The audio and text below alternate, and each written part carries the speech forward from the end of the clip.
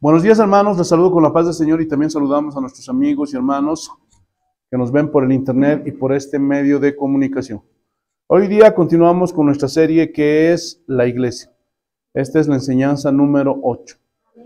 Y hoy día vamos a ver, hermanos, una enseñanza que estoy seguro les va a bendecir, que tal vez no conocían, o tal vez la entendieron mal. Y el título de la enseñanza es Las misiones de la iglesia, primera parte. Muchos piensan que la iglesia tiene una sola misión, y eso no es verdad. Y para poder entender mejor esto, hermanos, hay que entender dos conceptos fundamentales. Escuchen. Número 1, propósito. Y número 2, misión. Es decir, para cumplir con un propósito, yo debo de ejecutar varias misiones.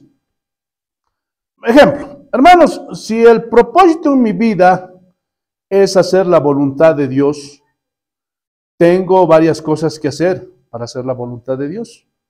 ¿Están entendiendo? Por ejemplo, tengo que vivir en santidad. Esa sería la primera misión. Tengo que vivir en obediencia. ¿Están entendiendo? Y así pudiera hacer una lista, gloria a Dios, aleluya, de las misiones que yo tengo que hacer para cumplir el propósito de Dios. Ahora, muchos cristianos se preguntarán, ¿cómo hago la voluntad de Dios en mi vida?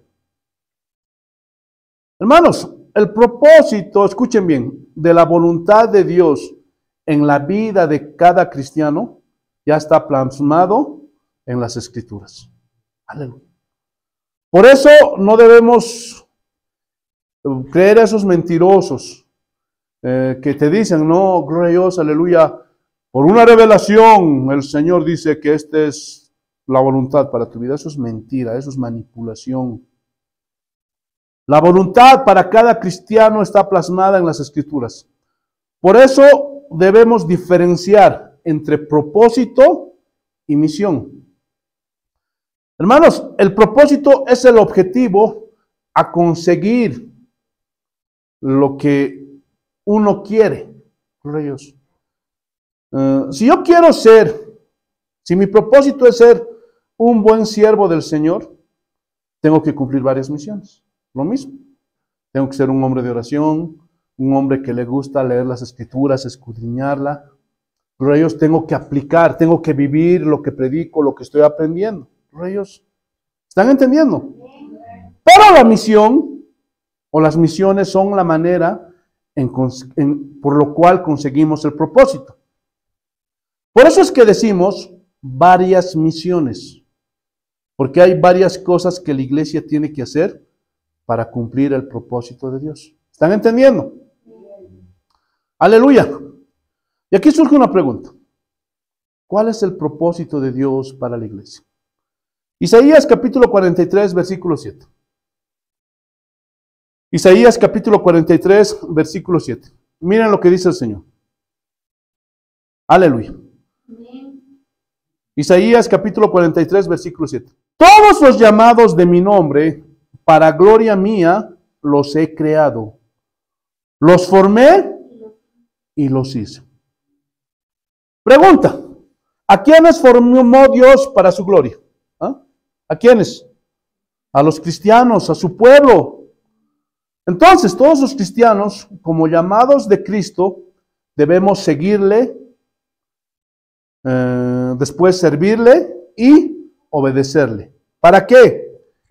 Para glorificar el nombre del Señor. Ese es el propósito principal, glorificarle. Alguien dirá, ¿qué significa eso de glorificarle, pastor? Vamos a leer estos mismos textos, pero en la Nueva Traducción Viviente. Isaías, capítulo 43, versículo 7. Miren lo que dice. Traigan a todo el que me reconoce como su Dios. No es a cualquiera, sino a aquellos que aceptan como Dios al Señor. Porque yo los he creado para mi gloria. ¿Quién los ha creado? Dios. exclusivamente para eso. Fui yo quien los formé. Alguien dirá, pastor, entonces eso quiere decir que nos formó solamente a los cristianos y no a los no cristianos. No, no se está refiriendo a eso. Dios creó toda la raza humana, a todos. Pero Dios hizo algo especial con nosotros, con los cristianos, con aquellos que lo íbamos a reconocer como Dios. Aleluya. Él puso en nuestro corazón que nosotros lo íbamos a aceptar como nuestro Dios. Por eso, hermanos, nosotros los cristianos lo reconocemos como Dios. ¿Por que nosotros lo decidimos? No, porque Él así lo decidió y lo decretó. Es por eso que ustedes y yo, hermanos, estamos en este lugar. Si no, quién sabe dónde estuviéramos. Y por eso, hermanos, tenemos que glorificarle. Y ese es el propósito fundamental que tiene cada cristiano, glorificar a Dios. Vamos a ver esto más ampliamente. Efesios capítulo 1, versículo 4. Para que ustedes entiendan mejor esto. Efesios capítulo 1, versículo 4. Miren lo que dice.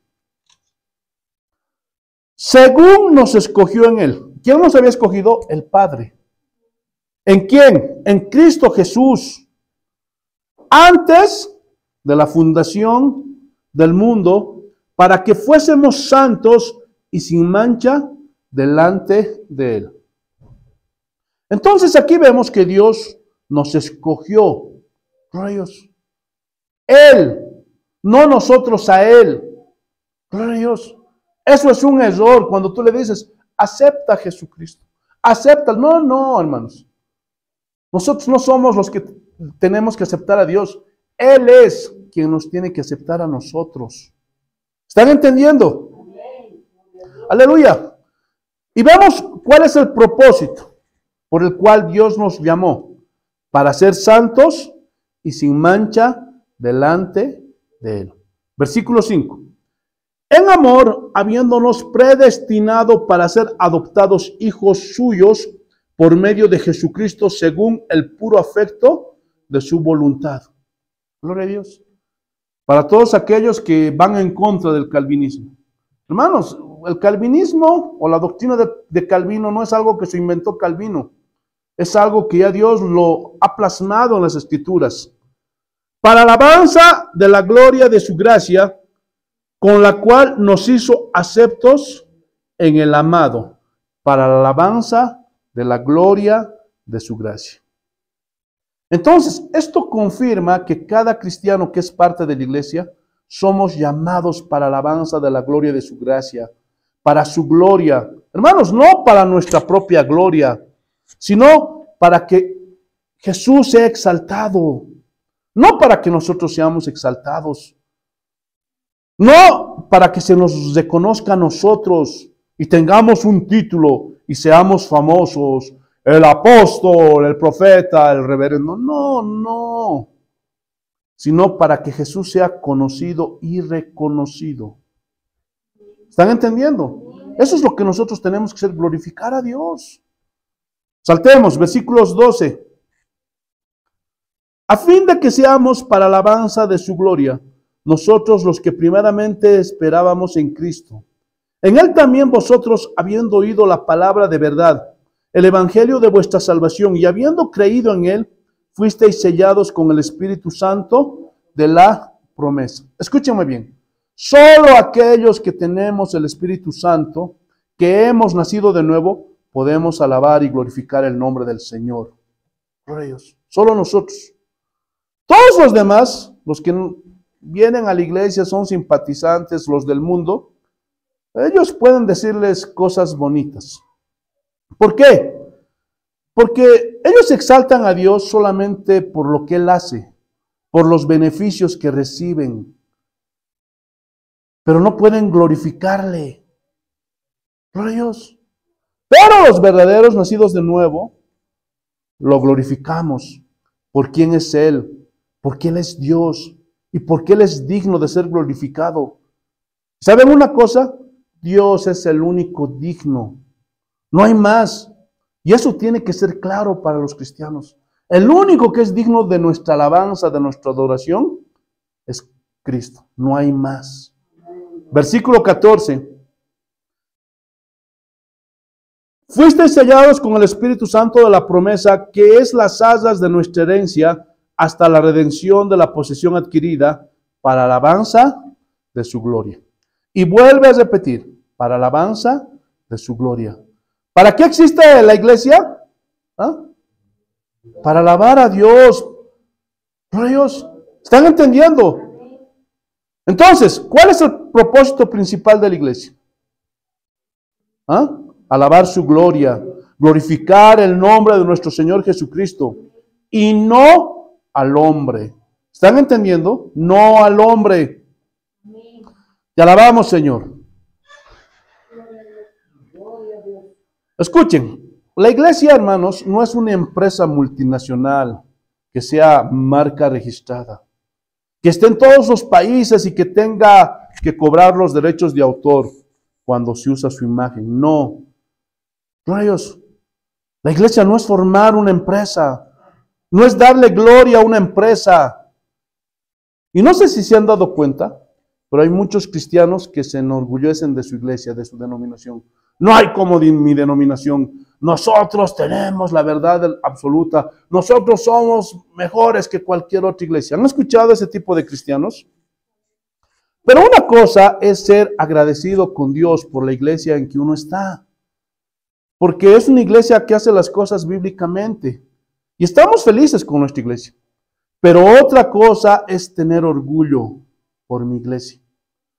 Y la diferencia es como esto. El nacionalismo y el patriotismo. El patriota ama a su nación. Pero otra cosa es ser nacionalista. Cuando creo que mi nación está por encima de las demás naciones. Hermanos, el nacionalismo causó mucho daño en el siglo XX y sigue pasando lo mismo. Continúa haciendo daño hasta el día de hoy. Esos países que se creen mucho mejores que los demás países, que se creen de sangre azul, que son los mejores en cierto deporte o en cierta área. Hermanos, y eso trae problemas. Gloria a Dios. Hermanos, escúchenme bien. No hemos venido a glorificar iglesias ni denominaciones. Gloria a Dios. ¿Para qué estamos los cristianos en este mundo? ¿Ah? Para glorificar solo a Dios. Y aquí hay una diferencia radical. Pero muchos idolatran sus denominaciones e iglesias. Entonces, el nacionalismo es perjudicial, pero el patriotismo está bien. Pero en la iglesia está pasando lo mismo. Gloria a Dios. Y vuelvo a repetir, no hemos venido a glorificar denominaciones o iglesias. Estamos para glorificar a Dios. Y aquí hay una diferencia radical, pero muchos idolatran sus denominaciones e iglesias. Pero qué bien que critican a la iglesia romana por sus ídolos. Y no se dan cuenta que ellos tienen como ídolos a su denominación, a su iglesia. No hay como mi denominación, no hay como mi iglesia. Y exaltan a su iglesia, exaltan a su denominación. Pero repito, los cristianos, gloria a Dios, ¿a quién hemos sido llamados a exaltar? A glorificar. ¿Ah? Solo a Dios. Él es digno de ser alabado, de ser glorificado. Nadie más. Isaías capítulo 42, versículo 8. Aleluya. Isaías capítulo 42, versículo 8. Así dice el Señor. Yo Jehová, este es mi nombre, y a otro no daré mi gloria, ni mi alabanza a esculturas. Si son observadores, no solo son las esculturas, sino que no dará su gloria a otro. Es decir, a ningún otro hombre. La gloria es solo para Él. Pero hay personas que defienden a sus pastores a capa y espada, ¿sí o no? Puedes hablar, la gente de afuera puede hablar mal de Jesús, pueden decir, gloria a Dios, que su amante era María Magdalena, que tuvo un hijo, que es homosexual, pueden decir de todo acerca de Jesús. Pero esos cristianos ni se mueven, no dicen nada. Pero tócales a su becerro de oro. Tócales, gloria a Dios, a su pastor. Y van a saltar. Y los van a defender a capa y espada. Y piensan que sus pastores son infalibles, que no se equivocan. Por eso, hermanos, la iglesia de Roma, los romanos nos critican. Porque ellos dicen, es verdad, nosotros tenemos un papa.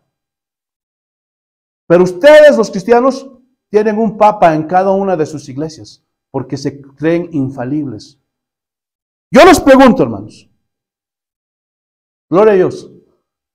Escúchenme bien. ¿El hombre se equivoca o no se equivoca? ¿Se equivoca o no se equivoca? Pero muchos piensan que sus pastores son infalibles, que no se equivocan. Hermanos, todos los hombres nos equivocamos. Solo el Señor no se equivoca. Entonces, si tenemos esto claro, que nos equivocamos, entonces tenemos que ser humildes y recibir la amonestación. Yo también me equivoco, ¿sí o no? Yo también cometo errores. Y por más que me esfuerce a predicar lo más certero y correcto posible, hermanos, gloria a Dios, aunque doy lo mejor de mí, puede ser que algunas veces me equivoque y algunas veces me han dicho, hermano, te equivocaste en esto. Pero no voy a decir, no, yo no me equivoco, yo soy infalible. No, tengo que reconocer humildemente que sí me equivoco porque soy hombre. Y en otras áreas de mi vida aún tengo aún mayores equivocaciones porque no soy perfecto. Porque como hombre me equivoco. Pero lastimosamente hay muchos cristianos que idolatran a sus pastores aún por encima de Cristo. Gloria a Dios.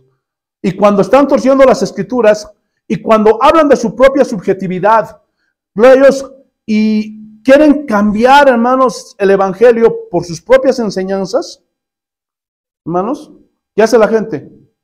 Los defiende a capa y espada. No son capaces de reconocer y decirle, pastor, gloria a Dios, lo amamos en el amor del Señor, pero usted se equivocó. Porque cuando uno va a corregir a alguien, hermano, no es con el deseo de destruirlo o que se pierda, no, sino es con el deseo de restaurarle. Ese debe ser la motivación cuando vamos a corregir a alguien. Ahora otra cosa son los herejes, ya se los he dicho. Si hablaríamos de Cash Luna, Guillermo Maldonado, Ana Menzi, toda esa lista, esos son herejes, eso es otra cosa. Pero hay pastores que se equivocan. Así está Armando Alducin. Pudiéramos dar otros nombres. Como también yo me equivoco, porque los hombres nos equivocamos. Gloria a Dios. Aleluya. Entonces tenemos que aceptar, gloria a Dios, nuestra equivocación. ¿Están entendiendo? Te alabamos, Señor. Ahora, ¿qué significa glorificar a Dios? Vayamos a Primera de Crónicas, capítulo 16. Primera de Crónicas, capítulo 16, versículos 28 y 29.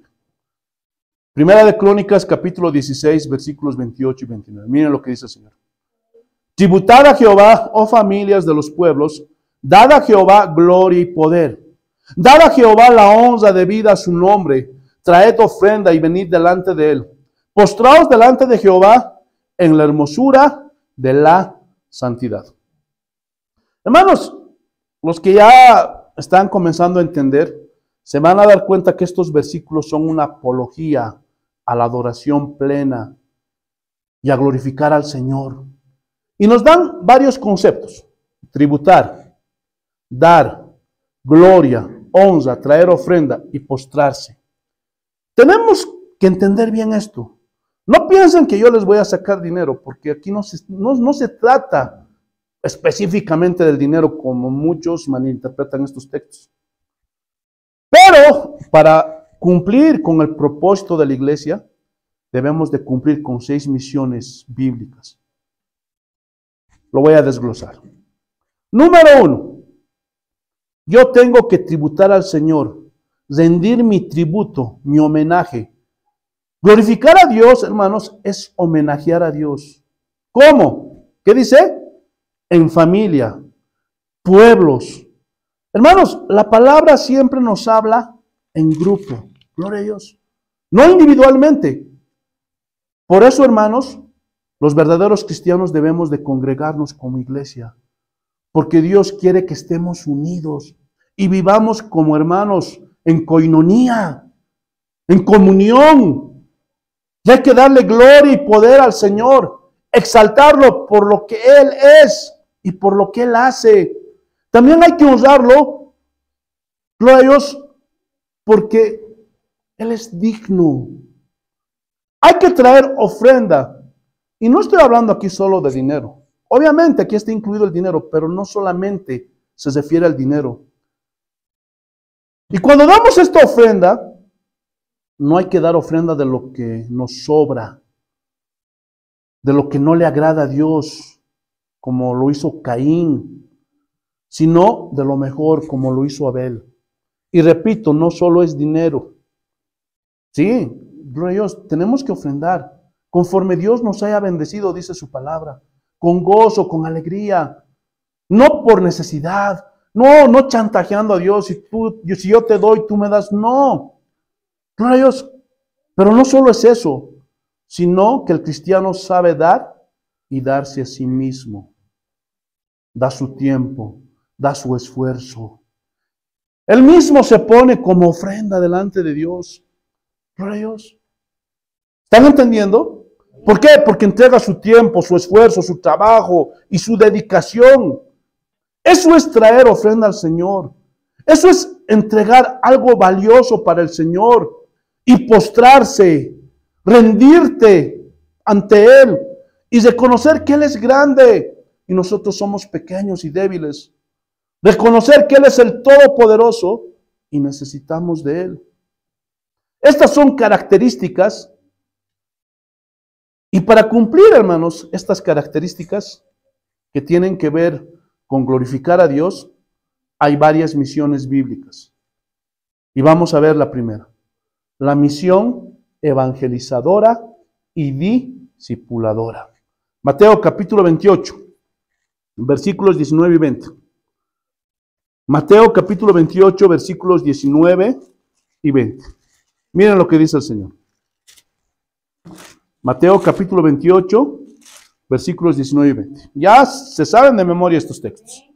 Por tanto, id y haced discípulos a todas las naciones, bautizándolos en el nombre del Padre y del Hijo y del Espíritu Santo, enseñándoles que guarden todas las cosas que os he mandado, y he aquí estoy con vosotros todos los días hasta el fin del mundo. Amén. Y de lo primero que nos habla es de ir. Y segundo, haced discípulos. Y cuando nos dice ir, nos habla de evangelizar. Y para saber qué es evangelizar, primero vamos a analizar qué es no evangelizar. Y vamos a comparar con lo que hacen hoy día la gran mayoría de iglesias.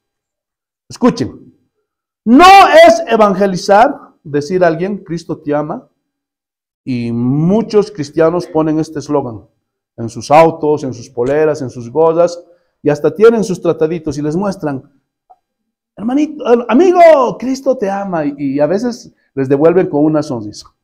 Pero, ¿esto es verdad, hermanos? ¿Esto es cierto que Cristo ama a los pecadores? ¿Ustedes creen que Dios ama a un adúltero? ¿Ustedes creen que Dios ama a un borracho? ¿Ustedes creen que Dios ama a un idólatra, a un brujo, a un hechicero? No, es un error. Gloria a Dios. Y eso es falta de conocimiento de la palabra de Dios. ¿Por qué? Porque solamente hay dos tipos de amor en la Biblia. El amor de benevolencia, de bondad, de misericordia, que es derramada sobre toda la humanidad. La Biblia mismo dice que Él hace llover sobre buenos y malos, sobre justos y injustos. Aleluya. Hemos estado estudiando eso el día martes, me parece. Aleluya. Pero hay otro amor, el amor de complacencia. ¿Se acuerdan que cuando Jesús fue bautizado y Él se paró de repente, hubo una voz en los cielos que decía, este es mi Hijo amado en el cual tengo complacencia? ¿Por qué? ¿Por qué tenía complacencia con el Hijo? Porque Él lo obedecía, Él hacía su voluntad. Aleluya. Hermanos, y solo el amor de complacencia nos salva. ¿Cómo recibimos este amor de complacencia a los cristianos? Lo recibimos cuando venimos a Cristo. Es la única forma. Esas personas que aceptan al Señor y se entregan a Él, en ese momento reciben ese amor de complacencia. Por eso somos salvos. Aleluya. Por eso esa frase, Dios te ama, no es evangelizar. ¿Por qué? Porque muchos creen que a pesar de sus pecados, y hay inclusive dichos como aquel de Gandhi, que dice, Dios ama al pecador, pero aborrece su pecado. Y muchos pastores, muchas iglesias han tomado esas palabras de Gandhi y les han hecho creer a las personas que esto es algo bíblico, que sale de la Biblia, pero eso es una herejía. Por todas partes la Biblia dice que Dios aborrece a los pecadores, que Dios aborrece a los idólatras, que Dios aborrece a los que derraman sangre inocente. Entonces, cuando tú le dices, Dios te ama, entonces el otro dice, sí, me ama. Entonces yo no tengo necesidad de cambiar. Yo no tengo necesidad de arrepentirme. Gloria a Dios. Y eso no es evangelizar. Número 2, no es evangelizar hablándoles de los beneficios de venir a Cristo. Ven a Cristo y tu familia se restaurará. Ven a Cristo y te sanarás. Ven a Cristo y serás próspero, recibirás un buen empleo, tendrás buenas cuentas bancarias. Hermanos, eso no es evangelizar. Esto más se parece a un vendedor que ofrece cosas buenas. Imagínate, alguien que está vendiendo su pomada para los dolores articulares. Si tú te pones esta pomada, ya no te va a doler los huesos ni las articulaciones. Y eso es, gloria a Dios, propaganda, pero ese no es el verdadero evangelio. Aleluya. Te alabamos, Señor. Y cuando tú a esas personas que han sido expuestas a este falso evangelio, les dices, ven a Cristo y vas a ver lo que es sufrir por el evangelio, no quieren.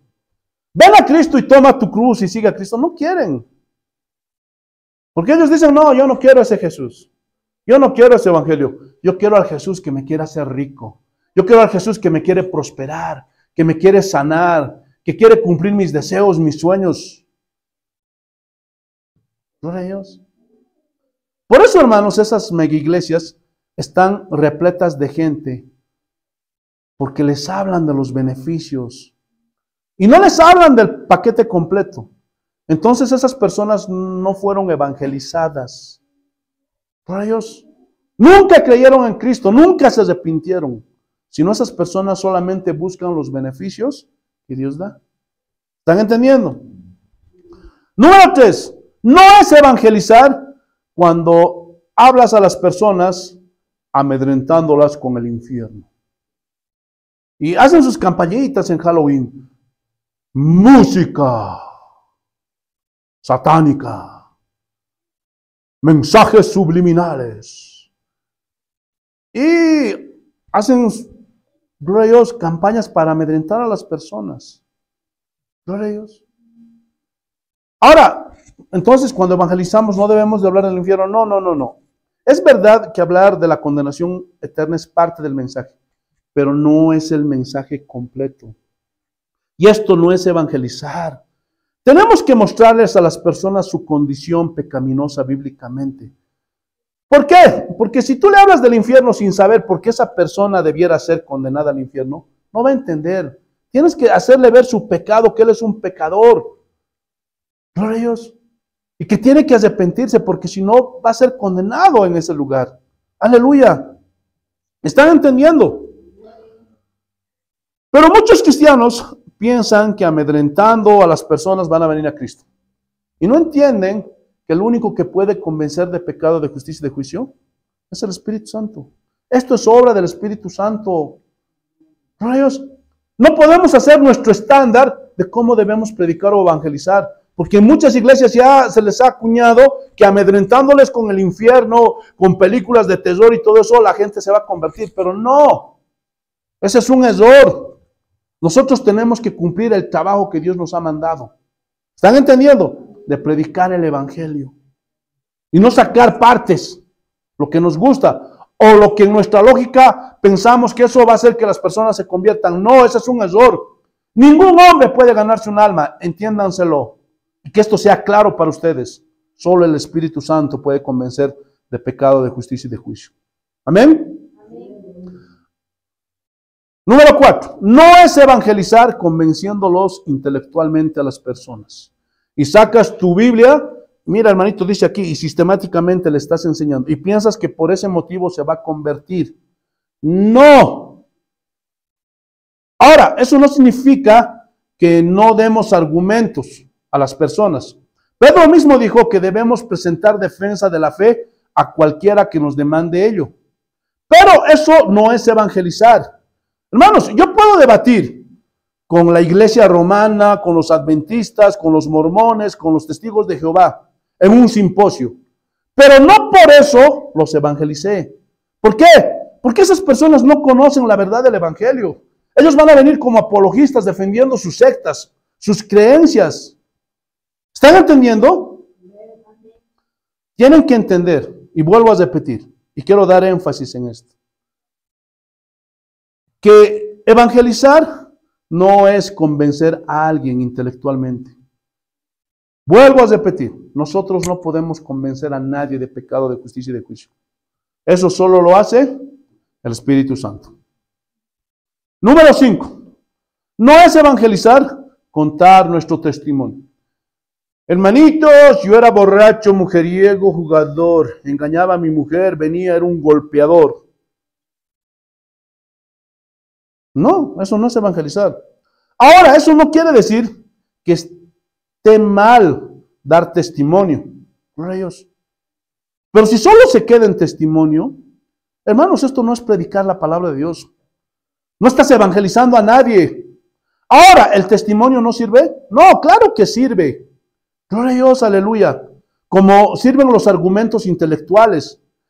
Pero sirven para complementar el contenido de la palabra que se está enseñando. Ya lo vamos a ver más adelante. Número 6. No es evangelizar haciendo obra social. Hermanos, traigan, vamos a llevar despensa a esas personas. Traigan ropitas, zapatos y vamos a llevar. Y tú les entregas, aquí está ropita, y a veces le das un folletito.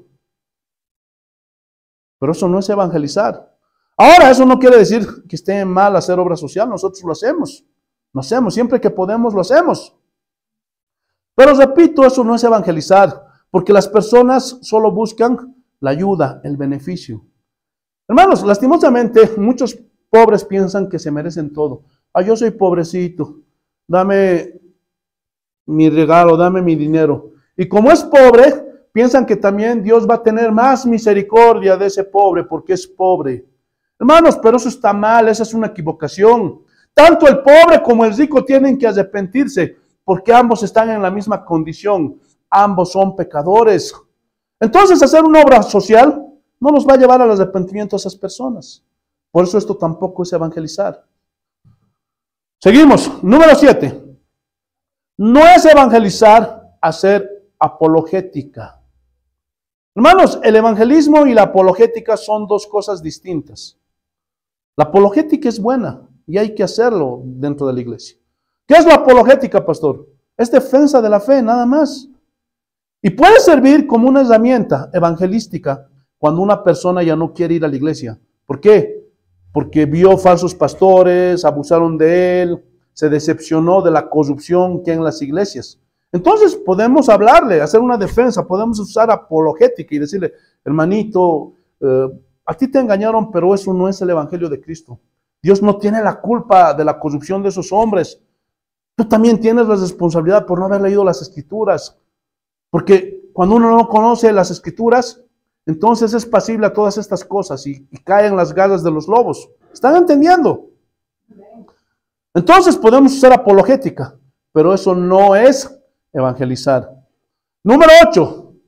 No es evangelizar haciendo eventos. Oh, vamos a hacer un show de títeres. Vamos a invitar a tal grupo para que esté cantando alabanzas y ponemos focos, humo aromático. Hermano, eso no es evangelizar. Escúchenme bien. Si no predicamos la palabra de Dios, no estamos evangelizando a nadie. Y podemos tener miles de personas en ese show.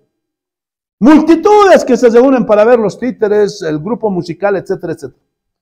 Pero si no se arrepintieron, no creyeron en Jesús, en el Jesús de la Biblia, no pasa nada. Siguen en el mismo estado en el que estaban antes de venir a ese show. Siguen siendo pecadores. Y hoy la gran mayoría de iglesias son activistas. Actividad tras actividad, actividad tras actividad. Y piensan que a punta de actividades van a llenar la iglesia. Y quiero decirles que sí las llenan. Sí. Y todas estas cosas llenan la iglesia. Es más, hay mega iglesias a punta de todas estas cosas. Pero una cosa es tener una mega iglesia y otra tener personas que se hayan arrepentido de sus pecados y hayan nacido de nuevo. Y si haríamos cuentas en esas mega iglesias, hermanos, nos daríamos cuenta realmente de cuántas personas han nacido de nuevo. Y les aseguro que el porcentaje sería muy bajo, muy pequeño. Entonces, una cosa es hacer proselitismo religioso y otra cosa es evangelizar. Son dos cosas diferentes. Número 9. No es evangelizar, trabajar las 4 leyes espirituales. ¿Qué es esto, pastor? Ahorita lo vamos a desglosar. Esto están enseñando en la gran mayoría de iglesias. Las 4 leyes espirituales. Número 1. Dios te ama y tiene un plan maravilloso para tu vida. Entonces, desde esta primera ley, ya están equivocados estos hombres. Hermanos, sí. El silogismo ya les falló. Porque supuestamente estas 4 leyes funcionan como un silogismo. Es decir, van conectadas la una de la otra, la una de la otra. Y llevan, según ellos, inevitablemente a que esas personas acepten a Cristo o se conviertan al cristianismo. Pero aquí ya está fallando. Dios te ama. Otra vuelta, volvemos a lo que enseñamos hace un momento. Hermanos, Dios nunca va a amar a las personas del mundo, a los no cristianos, con un amor complaciente. Jamás. Es más, ya lo dijimos hace un momento, la Biblia dice que Dios está irado cada día con el impío. Ahora, que hay un amor benevolente, un amor bondadoso, de misericordia, eso es otra cosa. Gloria a Dios. Segundo error, tiene un plan maravilloso para tu vida. Y muchos asumen, un plan maravilloso para mi vida, wow, seguramente quiere que tenga mis casas, mis autos, mis buenas cuentas bancarias. Yo quiero ese Jesús, dice, ¿sí o no? Pero, ¿saben cuál fue el plan maravilloso para Pablo? Y solamente hablando de Pablo. Que lo encarcelaran, que lo azotaran, que lo arrastraran en caballos, que fuera prisionero y que al final lo decapitaran. Y pudiéramos hablar de Juan, pudiéramos hablar de Felipe, pudiéramos hablar de todos los hombres de Dios. ¿Cuál era el plan maravilloso que Dios tenía para ellos? Entonces, está fallando su silogismo de estos hombres. Aleluya. Número 2 de estas 4 leyes espirituales. La número 2. El hombre es pecador y está separado de Dios. Sí, esto es verdad. Ese segundo punto está bien. Número 3. Jesucristo es la única provisión de Dios para el pecador. Hasta aquí está bien. Pero luego dice, solo a través de él puedes conocer y experimentar el amor de Dios y su plan para tu vida.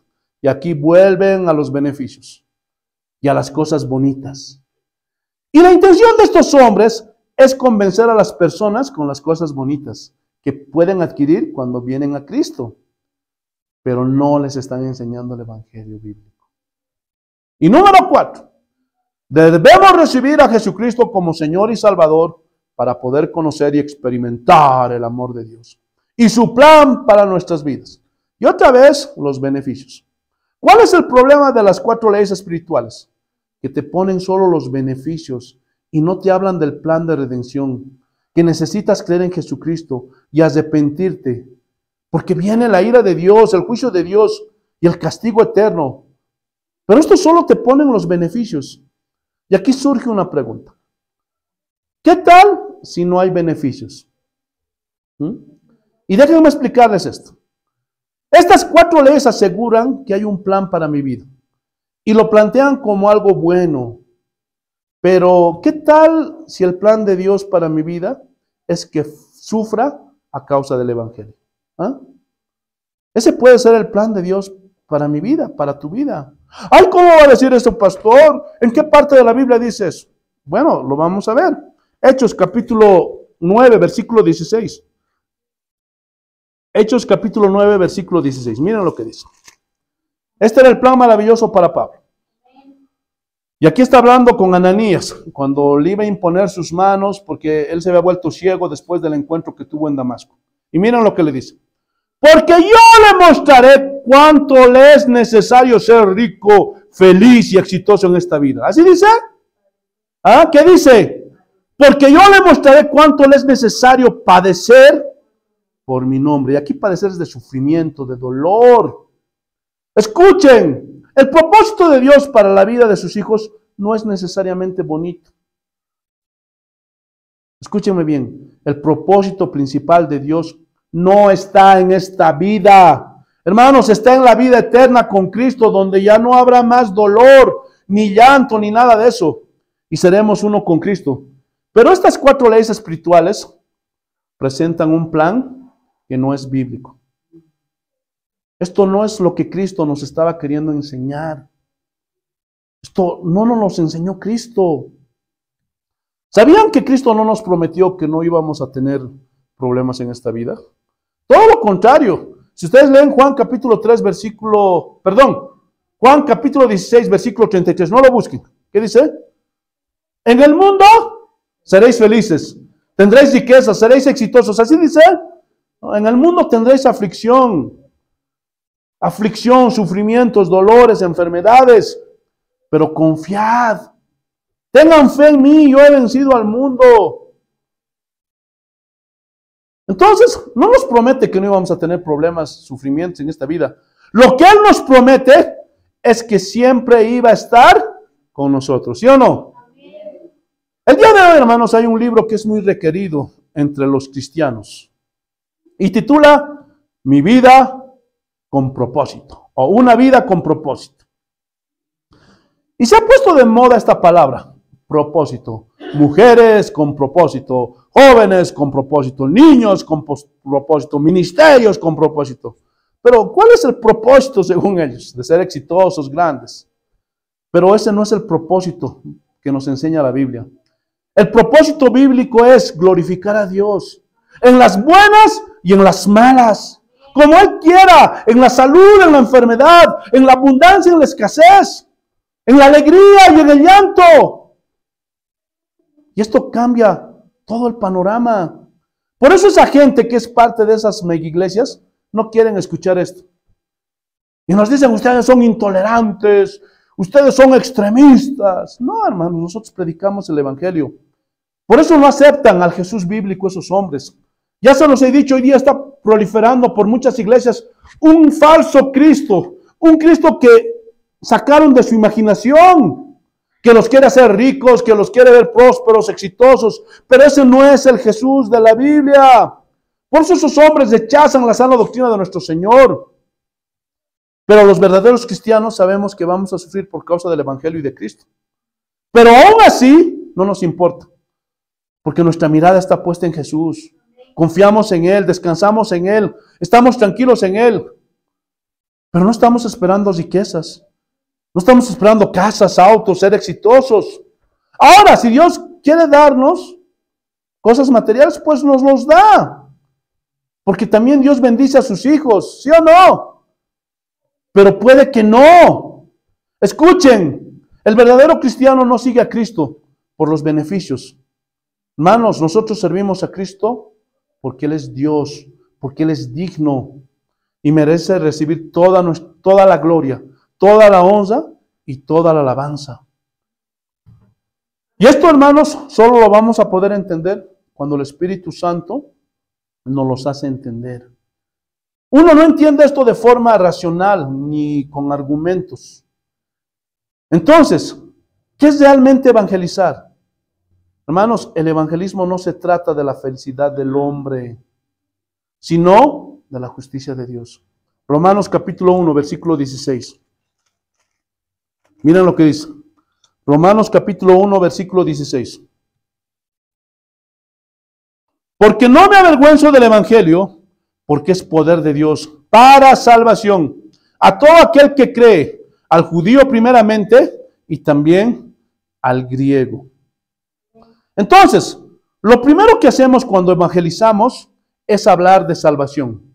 Y cuando hablamos de salvación, estamos hablando del peligro que esas personas están corriendo. Y tenemos que decirle, amigo, estás en peligro, porque la vida no solo está en este mundo, hay una vida eterna. Ya sea para el sufrimiento eterno o ya sea para el gozo eterno. Entonces ahí comienzas a hablarle, tú estás en peligro. Tú necesitas arrepentirte. Y ahí le das la solución para esto. Versículo 17. Porque en el Evangelio la justicia de Dios se revela por fe. Y aquí es donde está el verdadero evangelismo, en la justicia de Dios. De eso se trata el Evangelio. Dios es absolutamente justo, pero el hombre es absolutamente pecador. Por eso merecemos ser condenados. Y la justicia de Dios demandaba un castigo para el pecador, ¿sí o no? Gloria a Dios. Y Cristo murió en lugar nuestro. Él pagó por nuestros pecados. Aleluya. ¿Qué dice la segunda parte? Por fe y para fe, como está escrito, mas el justo por la fe vivirá. ¿Y cómo recibimos ese beneficio? Hay un camino para esa salvación que nos puede librar de la condenación eterna. Y es por medio de la fe en Jesucristo. Por medio de la fe. No es por obras. No es por méritos. Es por la fe en Jesucristo. Versículo 18. Porque la ira de Dios se revela desde el cielo contra toda impiedad e injusticia de los hombres, que detienen con injusticia la verdad. Hermanos, este mundo es caído y pecaminoso. Entonces, ¿cómo resumimos el verdadero evangelismo? Primero, tengo que predicar que esa persona es caída y pecadora. Segundo, por la justicia de Dios, esa persona está condenada al castigo eterno. Tercero, pero gracias a Jesucristo que pagó nuestra deuda en la cruz del Calvario, podemos ser salvos solamente por fe en Jesucristo. No hay otro camino, no hay otra forma. El único camino es Jesucristo. Solo así, hermanos, podemos ser salvos y pasar la eternidad con Cristo. Este es el resumen del evangelismo. Y aún haciendo esto, no garantiza que esa persona venga a los pies de Cristo, porque esa es obra del Espíritu Santo. Pero esta es la forma en que se debe de evangelizar. Esta es la base fundamental del verdadero evangelismo. Pero si no hablamos de la salvación en Cristo, de la vida eterna, de la condenación por nuestra naturaleza pecaminosa, de la obra de Cristo en la cruz del Calvario, pagando por nuestros pecados, si no predico así, no estoy evangelizando a nadie. ¿Están entendiendo? Solo estoy haciendo proselitismo religioso. Estoy haciendo publicidad a una denominación. Estoy haciendo cualquier otra cosa, menos evangelizar. El verdadero evangelismo tiene que incluir todos estos conceptos. Pregúntense, ¿están evangelizando o solo están haciendo proselitismo religioso? Pregúntense. Y si son observadores, aquí no incluye vas a ser millonario, vas a ser exitoso, todo te va a ir bien. Y pueden leer todo el capítulo 1 de Romanos, todo el libro de Romanos, y no encontrarán por ninguna parte que el evangelio incluya beneficios materiales en este mundo. Ahora, con esto no quiero decir que Dios no nos pueda bendecir. Si Él quiere, lo hace. Pero puede que no. Pero aún así, hermanos, escúchenme bien, sigue siendo Dios. Y sigue siendo merecedor de toda gloria, de toda honra y de toda alabanza. Las personas que condicionan su adoración a Dios por lo que Dios les da, no son verdaderos cristianos. Son falsos cristianos que se han infiltrado dentro de la iglesia, que solamente buscan los beneficios. Porque el verdadero cristiano se lo mide cuando hay pan en la mesa o cuando no hay. Aunque siempre habrá pan, porque la Biblia dice que no hay justo desamparado, ni su descendencia que mendigue pan. Pero aunque tenga tribulaciones, tenga angustias, esté enfermo, esté llorando, esté sufriendo, él va a seguir alabando a Dios. Y puede decir, Señor, sigo creyendo. Señor, sigo confiando en ti. Señor, sigo tranquilo y descansando porque tú eres Dios. Y se tiene que cumplir tu plan en mi vida. Por eso confiamos en el Señor. Porque cuando vienen las pruebas, las tribulaciones, las angustias, tienes que ya entender esto y se tiene que acuñar en tu corazón que Dios te está formando a la imagen de Jesucristo. Y eso se tiene que hacer sí o sí. Nada puede truncar los planes de Dios. ¿Están entendiendo? Ahora, esto solo es el evangelismo. Hasta aquí solo hablamos del evangelismo. Y es solo una parte. Pero no nos debemos olvidar que la misión no solo es evangelizadora, sino que también es discipuladora. Y no las podemos separar. Son como hermanos gemelos, son como siameses. Porque el llamado que Jesús nos hizo es id y haced. Hermanos, y el énfasis no está en ir, sino en hacer discípulos. El llamado de Cristo para los cristianos no solo es ir y anunciar el evangelio, sino que aquellos que lo aceptan deben ser discipulados. Ese es nuestro verdadero llamado, a ser discípulos. Y el verbo hacer discípulos viene del verbo griego mateteu, que significa más que la simple acumulación de convertidos. Es decir, es mucho más que tener un grupo de personas reunidas en una iglesia, dándoles mensajes genéricos, como lo hacen la gran mayoría de iglesias. Los movimientos de la fe. Todo te va a salir bien. Dios tiene propósitos para tu vida. Vas a ser muy feliz. Campaña para la felicidad de la familia. Confía en el Señor. Dios te va a sanar porque Él se llevó todas nuestras enfermedades en la cruz. Pero estos son mensajes mentirosos y genéricos porque los están interpretando mal. Porque esto no es lo que enseña la Biblia de esa manera. Gloria a Dios. Son mensajes torcidos, acomodados para beneficiar a los hombres, que no están centrados en la justicia de Dios, sino que están centrados en el hombre. Y eso no es hacer discípulos. Mateteu no solo implica tener personas en la iglesia. El énfasis no es en el momento de la conversión, sino en una vida de santificación. Hacer discípulos. Enseñarle a la gente a ser como Cristo. Que esas personas reciban la palabra y comiencen a vivir como Cristo. Y para eso debemos enseñarles la Biblia. Mostrarles por medio de las Escrituras quién era Jesús. Cómo vivía Jesús. Qué hacía Jesús. Hermanos, las personas no cambian por argumentos humanos, ni por estrategias humanas. Las personas cambian por el poder de la palabra de Dios, mediante el Espíritu Santo, que transforma el corazón y la vida de las personas. Y este proceso va a durar toda la vida. No como dicen hoy día muchos, pasa tu desierto y entra a la tierra prometida. Y ahí va a terminar todo el proceso y vas a ser feliz, exitoso. Pero ese es un engaño. Nuestra tierra prometida está allá, en la otra vida, en la eternidad. Y este proceso, hermanos, va a durar toda la vida. Ahora vamos a ver qué es no hacer discípulos. Aleluya. Hermanos, no es hacer discípulos tener una iglesia grande o llena. Esto no es hacer discípulos. Muchos se jactan, tengo 3,000 almas, tengo 2,000 almas, tengo 5,000 almas, tengo 10,000 almas. Pero si tú ves a esas personas que asisten a esas megaiglesias, fácilmente te vas a dar cuenta que ninguno de ellos es discípulo. Aleluya. ¿Por qué? Porque ustedes creen que en esas megaiglesias el pastor sabe quién eres. ¿Tú crees que el pastor se preocupa por ti?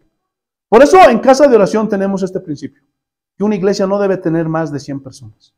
¿Por qué? Porque el pastor debe estar dedicado a discipular a esas personas. Debe conocerles a cada uno de ellos personalmente. Y enseñarles. Pero en una multitud ni siquiera saben quién eres. Gloria a Dios.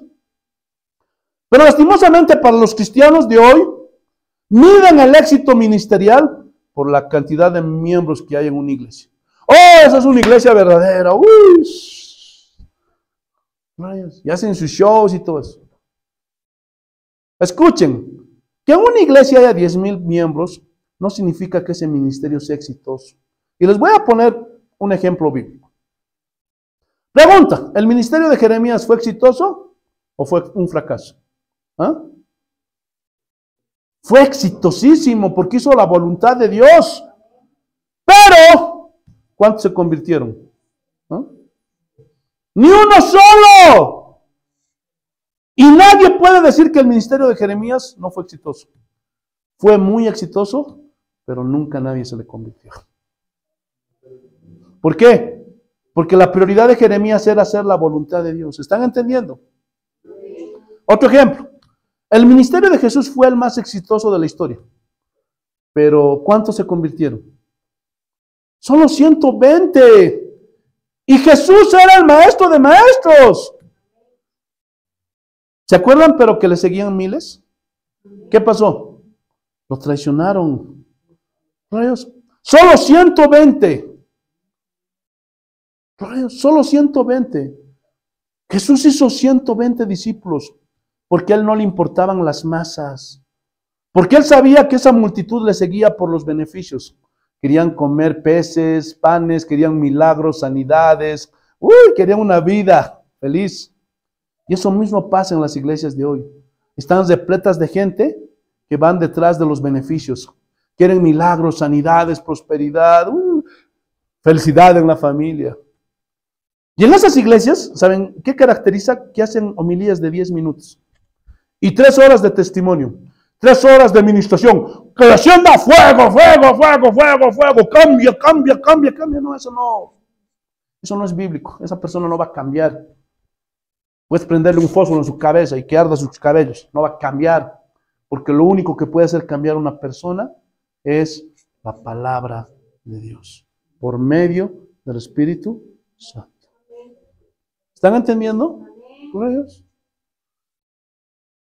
Entonces, hermanos,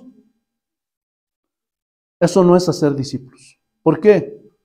Porque no están enseñando la palabra de Dios. ¿Qué dice la palabra? Las señales seguirán a los que creen. Pero hoy día los que creen siguen a las señales. ¿Y saben por qué hacen eso muchos cristianos? O entre comillas cristianos. Porque no les enseñan las escrituras. ¿Y por qué no les enseñan las escrituras? Porque no les conviene. Porque se les va a la gente. Porque va a abrir sus ojos y se va a dar cuenta, este es un manipulador, este es un falso. ¿Están entendiendo? ¡Aleluya! Te alabamos, Señor. Por eso a la gente el día de hoy ya se les ha acuñado.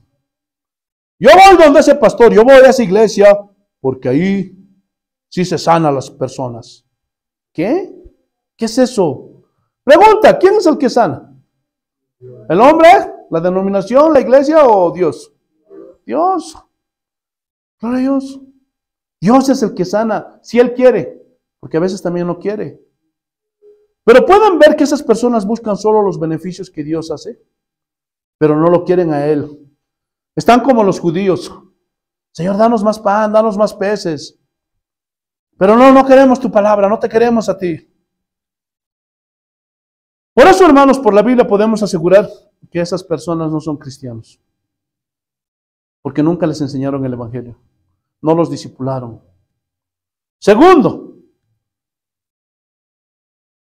no es tener personas que obedezcan al pastor y son como sus sirvientes.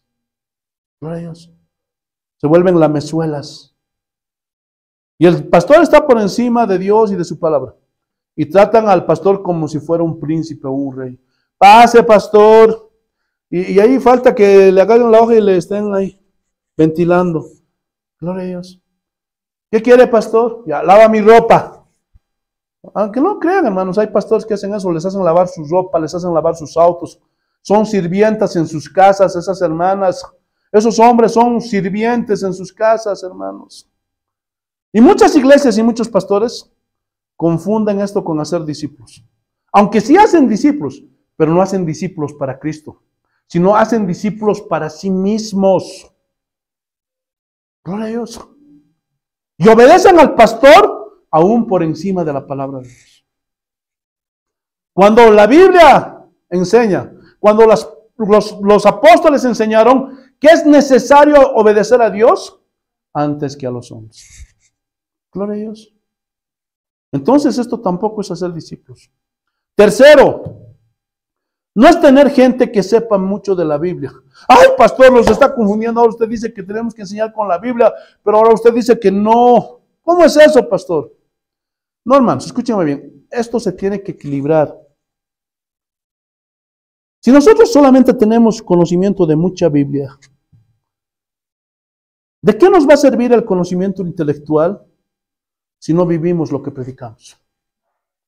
Entonces el pastor no solamente tiene que enseñarles, sino tiene que controlar a cada hermano, supervisar a cada hermano si realmente está viviendo lo que está aprendiendo.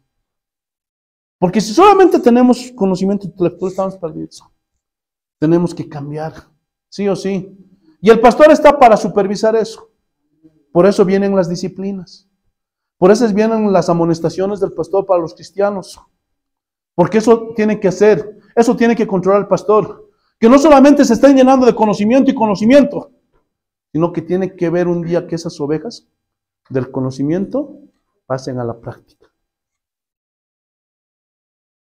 Porque si solamente tienes un conocimiento intelectual, yo les pregunto, ¿esos son discípulos? ¿Ah? No, porque el verdadero cristiano demuestra lo que es con su forma de vivir. Cuarto, no es tener gente que colabore económicamente. Porque muchos pastores oran así: Señor, mándame empresarios, mándame gente que diezme bien, que ofrende bien, que dé plata. Pero a ese pastor no le preocupa la vida espiritual de esa persona. Y dice: yo soy un empresario, un negociante, y no tengo mucho tiempo para venir a la iglesia. Y el pastor no le corrige, no le exhorta, no le dice: no, hijo, tú tienes que dejar todos tus negocios y separar un tiempo para Dios. Pero ¿qué les dicen los pastores de hoy? No importa, hermanito, con tal que traigas tu diezmo, con tal que traigas tu jugosa semilla, tu jugosa primicia, no importa, Dios va a entender. Y les hacen creer. Y este es el invento recaudatorio el día de hoy. Con tal que tú des tus diezmos y tus ofrendas, no importa. Vas a ver que igual vas a recibir la recompensa. Porque como estás aportando dinero, tu plata, otros van a trabajar y tú al cielo feliz. Pero eso es verdad, eso es bíblico. Podemos, gloria a Dios, aleluya, poner dinero y recibir los beneficios de la obediencia, de evangelizar, de discipular. ¿Ah? ¿Eso enseña la Biblia? Hermanos, estos son inventos recaudatorios que están, gloria a Dios, abusando de muchas personas por su ignorancia. Qué pena, hermanos, eso está pasando. Aleluya. Entonces, este tipo de gente que dan dinero y plata y se bocan de dinero al pastor, no son discípulos. No son discípulos. Escuchen, el verdadero discípulo es quien tiene la mente de Cristo formada en él y quiere vivir como Cristo vivió. Hechos capítulo 1, versículo 8. Hechos capítulo 1, versículo 8. Miren lo que dice el Señor. Pero recibiréis poder cuando haya venido sobre vosotros el Espíritu Santo, y me seréis testigos en Jerusalén, en toda Judea, en Samaria y hasta en lo último de la tierra. Y muchos han interpretado mal este versículo y piensan que recibir poder es recibir los dones del Espíritu Santo para hacer milagros, sanidades, maravillas, etcétera, etcétera. Pero esto es un error. Aquí lo que está diciendo Jesús es que tendremos poder, capacidad de vivir como Cristo vivió. Porque el Espíritu Santo nos da ese poder. Porque ahora mora en nosotros. Por eso ahora podemos hacerlo. Pero en nuestra propia naturaleza esto hubiera sido imposible. ¿Están entendiendo? Nosotros estamos llenos del Espíritu Santo. De una vez, entiendan esto, cristianos. Porque muchos dicen: no, tú no tienes el Espíritu Santo. Y confunden la llenura del Espíritu Santo por el hablar de lenguas. Es que tú no hablas en lenguas, no tienes el Espíritu Santo. Mentira. Porque la Biblia dice que en el momento que uno cree, en ese momento viene el Señor y ¡pah! Te sella con su Espíritu Santo. Todos los cristianos, todos los que creen en Jesucristo han sido sellados por el Espíritu Santo. Pero muchos están enseñando mal. Y la Biblia mismo dice en 1 Corintios 14, ¿todos profetizarán? ¿Todos hablarán lenguas? No, no todos. Solo aquellos a quienes el Espíritu Santo les quiera dar. ¿Están entendiendo? Escúchame bien. ¿Saben qué es la llenura del Espíritu Santo? Es la comunión diaria con Cristo. Y de esa manera el Espíritu Santo gobierna en nuestra vida y en nuestros actos. Son dirigidos por el Espíritu Santo. Eso es la llenura del Espíritu Santo. Y eso tenemos que buscar los cristianos diariamente. Porque nadie puede vivir como Cristo. Y nadie puede ser un verdadero discípulo si no es por la obra del Espíritu Santo. Repito, no podemos por nosotros mismos. Eso es imposible. Es el Espíritu Santo quien nos ayuda a ser cada vez más como Cristo. Y estas son las características del verdadero discípulo.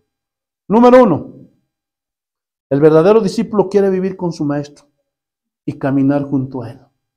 Marcos capítulo 3, versículo 14. Marcos capítulo 3, versículo 14. Miren lo que dice el Señor. Y estableció a 12 para que estuviesen con él y para enviarlos a predicar. ¿Para qué los estableció? Para que estuviesen con él. Esta es una característica de un verdadero discípulo. El verdadero discípulo va a querer estar con su maestro, va a querer estar con su Señor y va a separar tiempo para orar, para leer las escrituras, para escudriñarlas. Va a querer estar en los cultos para escuchar la palabra de su Señor. Y no va a haber día en que no quiera estar con su maestro. El verdadero discípulo va a querer estar con su Señor. Los 12 apóstoles tenían que estar con Cristo. Vivieron 3 años con Él. Gloria a Dios. Te alabamos, Señor. Escuchen. Ninguna persona va a poder convertirse en discípulo si no pasa tiempo con Cristo. Necesitamos pasar tiempo con Cristo. Hermanos, la palabra disciplina viene de la palabra discípulo. Es decir, un verdadero discípulo tiene disciplina espiritual. Se da tiempo para la oración. Se da tiempo para escudriñar la palabra. Se da tiempo y separa días para el ayuno. Si no hacemos esto, no somos discípulos. ¿Por qué? Porque no vivimos con nuestro maestro. No pasamos tiempo con él. Por eso los 12 tenían una vida diaria y continua con Cristo. Y hay un dicho que dicen muchos cristianos. No se trata de religión, sino que se trata de relación. ¿Han escuchado eso? Y es verdad. Se trata de la relación con Cristo, de vivir con Cristo, de caminar con Cristo, de conocer a Cristo. Si no conocemos a Cristo, no somos sus discípulos. Aristóteles tenía sus discípulos. Les decían los peripatéticos.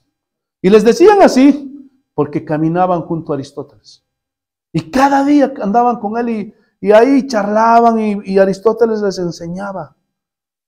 Y esos tipos terminaron hablando como Aristóteles. Incluso hay muchos escritos que no saben si los escribió Aristóteles o los peripatéticos. No saben. Entonces, lo mismo pasa con Cristo y los apóstoles. Fue tan íntima la relación con los apóstoles que incluso podemos encontrar discursos similares en las Escrituras, ¿sí o no? Podrán tener sus diferencias, pero son estilos similares en las Escrituras de los apóstoles. Cuando uno convive, tiene relación con alguien, continuamente, comenzamos a usar las mismas palabras. Comenzamos a hablar como él. De aquí nace ese dicho, dime con quién andas y te diré quién eres. Eso es verdad. Conforme uno ande con una persona, va pareciéndose a esa persona. Es como en el matrimonio. Aunque el esposo y la esposa no estén de acuerdo siempre en todo, pero nos parecemos. Yo me parezco a mi esposa se parece a mí. Rayos. Y pasa lo mismo si andamos con Cristo. Si tenemos una relación cercana a Cristo, vamos a parecernos a Cristo. Vamos a ser más como Él y menos como nosotros mismos. Y se tiene que cumplir lo que dijo Juan el Bautista. Es necesario que yo mengüe para que Cristo crezca. Hermanos, y así Cristo debe crecer en nuestra vida. Y nosotros debemos negarnos a nosotros mismos. Pero si tu cristianismo se ha convertido en un cristianismo rutinario y se convirtieron en cristianos intelectuales que conocen mucha Biblia pero poca práctica, o solamente buscan beneficios del Señor, o buscan un puesto en la iglesia, quiero decirles que no son discípulos. Escuchen, y quiero ser enfático en esto. La única forma en ser discípulos es cuando pasamos tiempo con el Señor. Y así nos parecemos al Señor. Y la imagen de Cristo se formará en nosotros. Pero si pasan los años, y ustedes se parecen a ustedes mismos, preocúpense, porque esa es una señal de que nunca nacieron de nuevo. Están perdiendo su tiempo al venir a la iglesia. Hermanos, porque el venir a la iglesia no te hace discípulo, no te equivoques.